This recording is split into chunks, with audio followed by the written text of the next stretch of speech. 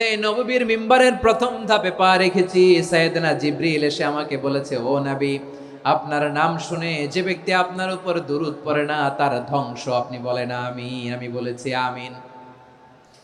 দ্বিতীয় ধাপে পা রাখার পর সাইয়েদনা জিবরিল বললেন, ইয়া রাসূলুল্লাহ, মাতা পিতাকে বার্ধক্য অবস্থায় পেয়ে তাদের সেবা করে তাদের সাথে সদাচরণ করে যে সন্তান জান্নাত কামাতে পারলো না তার জন্য ধ্বংস। আপনি বলেন আমিন। আমি বলেছি আমিন।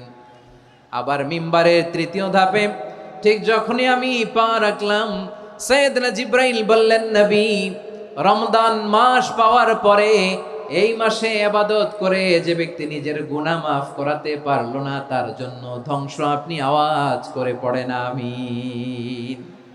কত বড় ধমক, কত বড় ওয়ার্নিং দেখছেন! যে রমাদান পেয়েছে কিন্তু রমাদানের ইবাদত করার মধ্য দিয়ে সে নিজেকে জাহান্নাম থেকে মুক্ত বানাতে পারলো না, তার উপর আল্লাহ লানত, তার জন্য ধ্বংস। সাইয়েদনা জিবরাইল বলেছেন আমিন, স্বয়ং বিশ্বনবীও বলেছেন আমিন। আওয়াজ করে পড়েন নাউযুবিল্লাহ।